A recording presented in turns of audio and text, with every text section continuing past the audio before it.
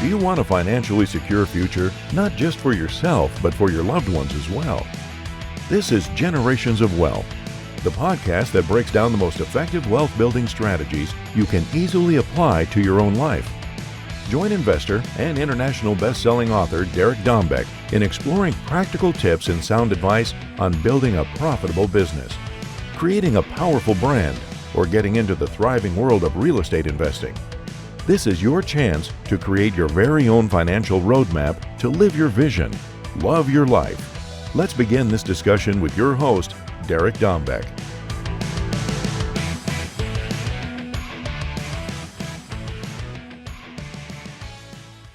Welcome to the Generations of Wealth podcast. I'm your host, Derek Dombeck, and this is the podcast where we talk about living your vision, loving your life, and how you can do that. Today's guest is going to be a little different than what we've had in the past. His name is Dave Gulas, and he actually runs an e-commerce logistics company. And he got into that almost because he didn't have any other choice. And he's been in sales his whole life. So we talk a lot about the sales aspect. He also runs his own podcast called Beyond Fulfillment. And but before we bring Dave on, I just want to make sure that anybody that's listening for the first time, thanks for being here, first of all. And if you're a longtime listener, you can always go back to thegenerationsofwealth.com to listen to all of our episodes that have been released, as well as any other popular podcast platform out there. But, get out there, get involved, give us some likes, some shares, join our Facebook group, the Generations of Wealth Facebook group, get interactive on that. And also, if you are interested, since we are talking about sales today, the No Means Not Yet negotiations training that I offer, you can find that on the website as well. So with that, let's bring on Dave Gulas. So Dave Gulas, welcome to the show, my friend. We've had some conversations ahead of time, both a few weeks ago, as well as before we started recording the show today. And man, I'm really excited about your experience in sales and just what you do with your e-commerce brands. Why don't you just start off telling everybody who you are, where you're from, and we'll dive into questions. Yeah, absolutely. Thank you, Derek, for having me. My name is Dave Gulas, and I am the president and co-founder of EZDC 3PL. And we are a Kentucky-based third-party logistics company. We help e-commerce companies and manufacturers outsource their logistics reliably and affordably. So we provide warehousing, fulfillment, transportation solutions for people that sell things online. So how did you come to get into this line of business? And then, as we keep getting a little deeper into your story, I really want to dive into the way you sell and the way, well, let's just start at the beginning. Yeah. So I've been in sales my whole adult life. So that's the only, I went to college for a couple of years, dropped out, and just basically pursued a career in sales. And most of that was in the medical and the pharmaceutical industry. And a couple of years back, the company I was with, I was at an executive level, and they unfortunately went under, and I was quickly looking for something else to do. And a good friend of mine from the pharma company had some conversations about some other potential businesses we could start together. And recurring theme we saw at the time was a variety of e-commerce shippers were having issues with their 3PL, meaning they weren't getting the right kind of service, orders weren't going, communication was an issue. And our background within pharma was very customer-centric approach, meaning you're dealing with small business owners, shipping medicine that it has to be somewhere the very next day. Everything's urgent. Things are going wrong all the time. So we had a very high touch level of customer service within that industry. And we thought our brand of service would be a perfect fit for the 3PL world. So long story short, we jumped in and did it. And the company is nearly 2 years old and based in Kentucky. We have a second location in Maryland. And yeah, we're just continuing to grow and finding e-commerce brands, manufacturers emerging brands really that need help with their logistics and just providing warehousing and transportation and fulfillment services for them. So this was a true startup from the ground up. What's your experience been like, starting as the founder?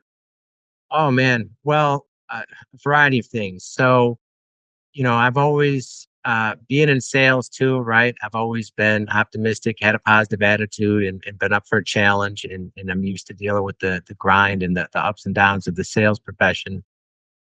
So I knew it would be challenging, but I said, I'll figure it out. And yeah, it was definitely a lot harder than I thought it would be. And one thing I noticed right away, so coming from the pharma industry, it was very niche within a certain segment. And you didn't really need to be on social media to build a successful company in terms of all our peers and everyone that was around at that time. Like social media wasn't a big part of it. It was a lot of B2B marketing. Everyone had lists. Everyone knew who buying were. So there was a lot of calling and faxing, that type of marketing.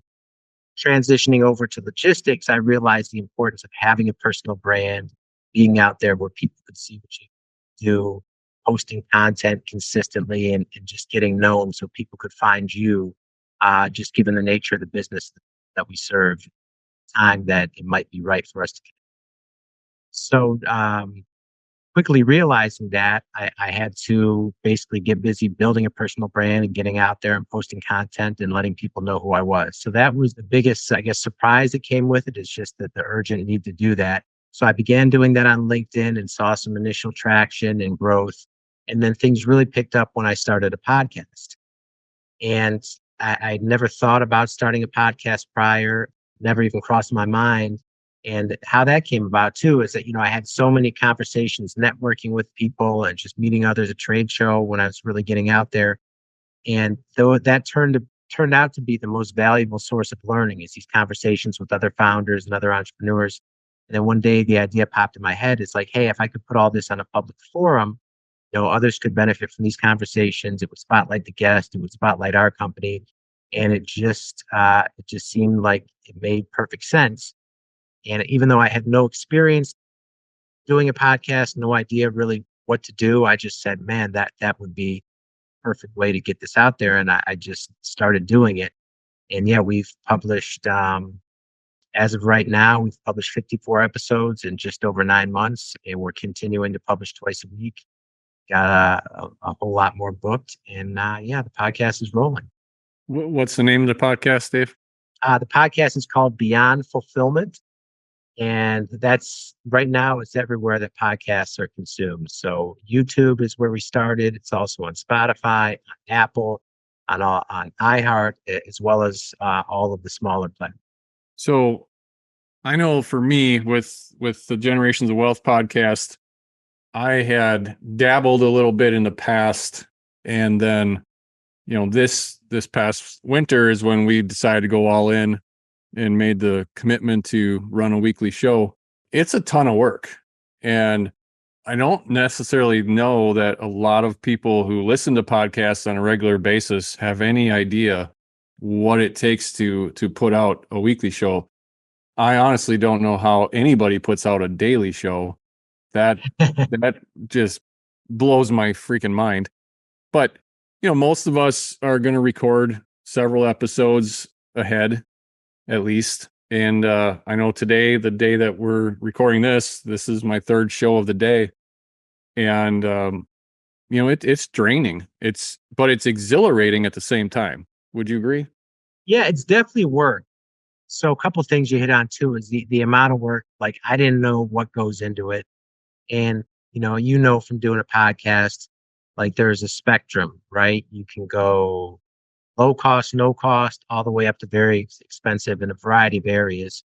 So as you're starting, you really need to choose wisely kind of how you do it based on what your podcast is about.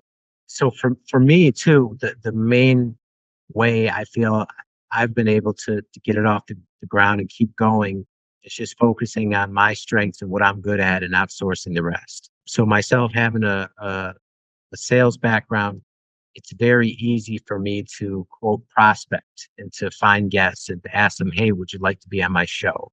I'm used to managing a pipeline. I'm used to daily activities, prospecting or reach outs and however it's done. So that part came easy to me. And then doing the interview too is, I did recruiting for a lot of years. So I've hired hundreds of sales reps. And, this is very similar in terms of asking people questions and about their background, that type of thing, or just conducting a sales, like a discovery call, kind of same concept. So I found quickly that it was no problem for me to solicit guests and then to do the interviews. Now on the technical side, that's not my expertise. So I was fortunate with, the people I have that help us with our marketing. One of them has a podcast and they have a lot of expertise in digital marketing and graphic design and editing and all these other back end things that take place with the podcast. So we were able to quickly put it together where I would just find the guest, book the guest, do the interviews, get it to them, and then they would do the back end work. And we got in a very nice flow. And we were dropping once a week for about the first 6 months. And I always like to never let the funnel go dry or never kind of be too close to zero with that. So I had such a large backlog of episodes. That was a problem. So then we decided, well, let's drop twice a week. Right. So we've been doing that for about another 3 months. And it's been going very well. And it's certainly more work, but we've been able to just get in a nice rhythm where we have a system in place for what time everything gets done and how everything's done and how we check up on what needs to be done. And we've been able to manage it very well. And for me too, right? Like it's being on calls, like I can relate to having days where you have a lot of Zoom calls or multiple podcasts. And it's just being on camera, engaged with somebody for an extended amount of time certainly, requires energy. So that can certainly feel draining. But for me too, just doing this type of stuff energizes me and I enjoy it. And I've been able to just keep it going by focusing where I'm strongest at. No, perfect. And the reality is, those of us that are doing podcasts, we have a message we want the world to hear. Just like Generations of Wealth, I'm passionate about it. I want to help people. The reality also is that it is growing our network. Every time you have a guest on your show, every time I have a guest on mine, or I'm a guest on somebody else's, that is an opportunity to grow and expand our network. And that's why we're all in business, is to continue to grow. So that being said, I do want to kind of hone in on your sales expertise in the back end of this show. I know you've got an ebook that you wrote about bad sales habits and how to correct them and things like that. Can you tell us some really awesome nuggets and some horror stories from all your years in sales? Yeah, well, so I had a lot of experience with that in sales because I was late in my executive career. I was on the procurement side, so I was, dealing with a lot of salespeople, and I used to think to myself, "Wow, the vast majority of these people are just not very good." I mean, it just, and many purchasers can probably relate to that sentiment. But it really opened my eyes when I got on the startup founder journey, because if you ever want to talk to a lot of salespeople, just start a company and get out there as a founder publicly, and they'll come in droves trying to sell you everything you can think of, from consulting to software to marketing to I'll make your YouTube channel number one, and on and on and on. So I'm continually inundated with sales attempts from a variety of people. And I don't know, or whatever it was, or, at the time, late last year, the creative juices were flowing. And I said, man, I've had so many stories of people just trying to pitch me, sell me on something that were horrible. And I thought maybe this is a teachable moment where I can list these stories, tell what happened, and then what I would have done to turn that attempt around from terrible to great. So yeah, I mean, I can tell you one in particular too. I was at a trade show exhibiting, and we had a booth there, and someone just kind of came up, and they, so we're a 3PL, right? And for their solution, the ideal customer was a 3PL, and they literally cornered me in my booth to where and they were just rambling on about we do this, and literally for like 2 minutes they didn't stop talking. And then we benefit 3PLs and didn't ask any questions, didn't even know anything about our company, the stage we're at, the challenges we were dealing with, the market we were in within the 3PL space. Didn't know any of that. Was just rambling on with features and benefits, and it's literally like she expected me to buy right there is what I got. And I was just thinking, wow, that was very. And eventually, just said, "I'm sorry, I have to go," and she got the message, and that was that. But that just in particular, I said, wow, do people really think like that's the way to properly sell? So I mean, that was one example, but I give several in the book. And I everyone that read it gave it very good reviews, and I got a very positive response. I guess I didn't realize what it takes to launch a digital product either, or the type of reach you have to have. So it hasn't had a ton of views or whatnot. But yeah, everyone that read it got a great response and said they learned something. So I wanted to give that as a gift free to your listeners. So we have the link where it's at, and then a coupon code where you can get that for free.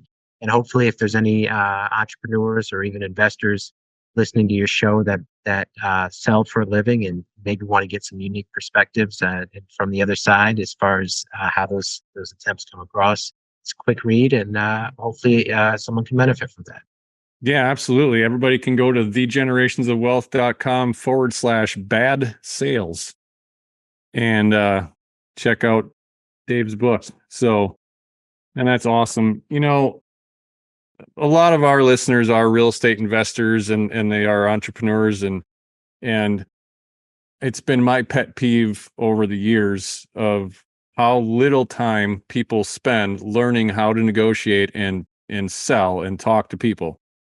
And I actually have a 2-day training course called No Means Not Yet, which we recorded and is available for that very reason, because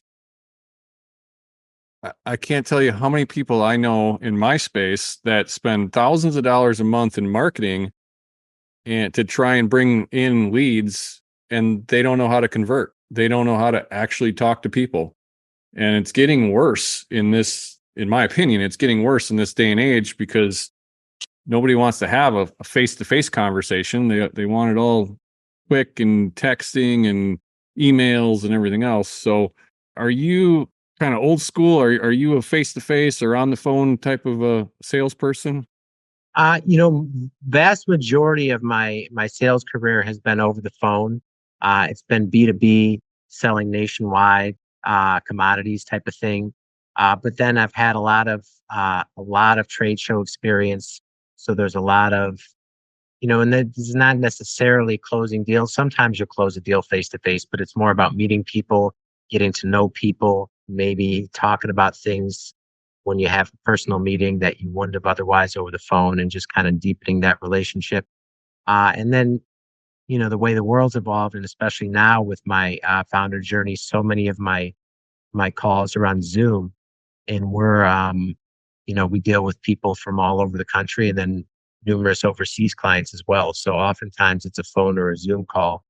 But then, yeah, I have had the opportunity to meet several of our customers, whether at a show or elsewhere. So yeah, I'm all about meeting people where they're at. But I guess the theme of the way I sell is it's feel like too many people overcomplicate it to where you're trying to be slick or have a certain technique or say the certain line. I mean, me, it's just about being real with people, understanding what their pain points are and helping them find a solution.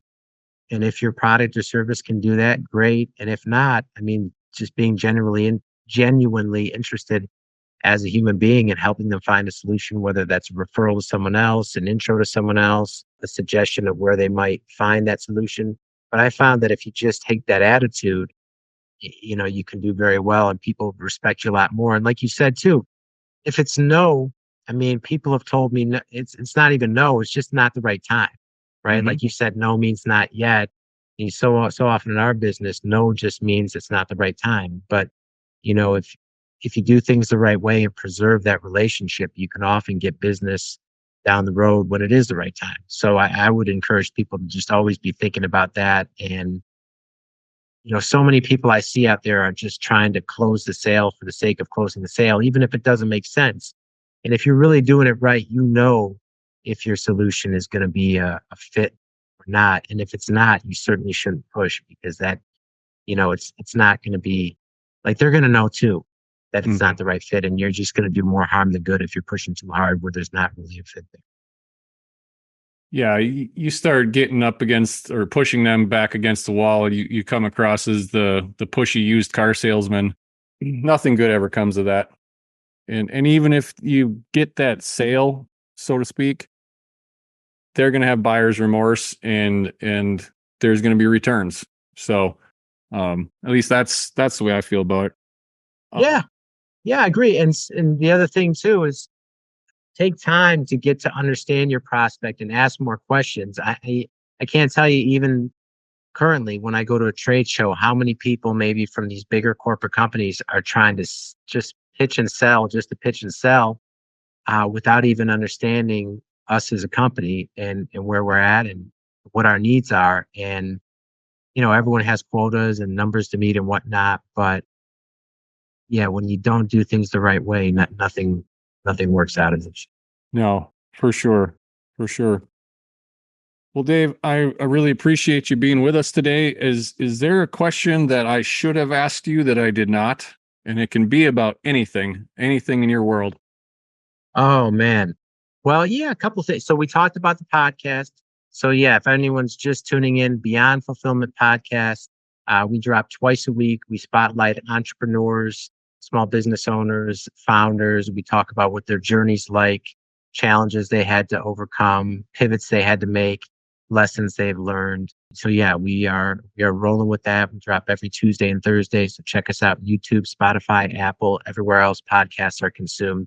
And then, yeah, we briefly touched on EZDC 3PL. But yeah, if you're an e-commerce company or a manufacturer and fulfillment is a headache for you, you might want to learn more about us, because our goal is to take the headache out of fulfillment and provide warehousing, fulfillment, transportation services, and basically help people by outsourcing logistics so they can focus on growing their business, focus on their core strengths.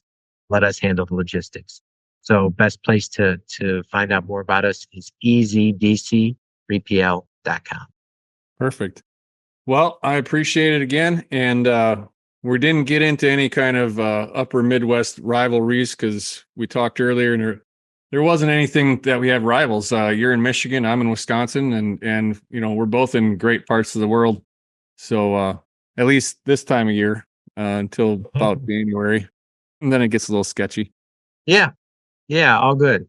So yeah, great to talk to a fellow Midwesterner, and congrats on the podcast and the success that you had, and great to see what you're doing. And yeah, definitely keep going. Well, thanks a lot. So we'll wrap this up. For everybody that's listening for the first time, thanks for finding us. Those of you that listen all the time, thanks for coming back.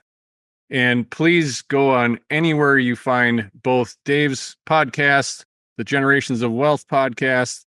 Give us those likes, those shares, those thumbs ups, whatever it is on that platform. It really, really helps us a lot to grow our community. For all of you guys, help us keep bringing great content to you.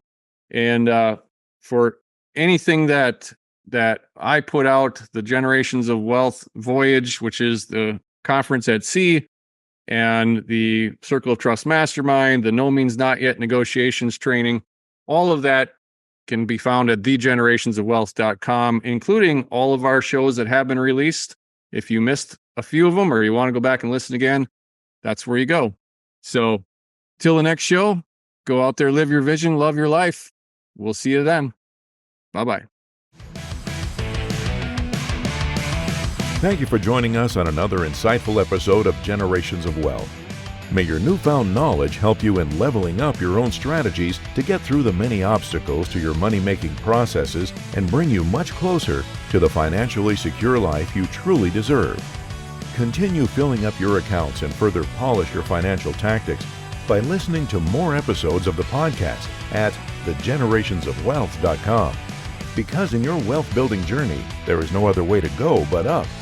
giving you the chance to finally live your vision, love your life. That's all for now. See you on the next one.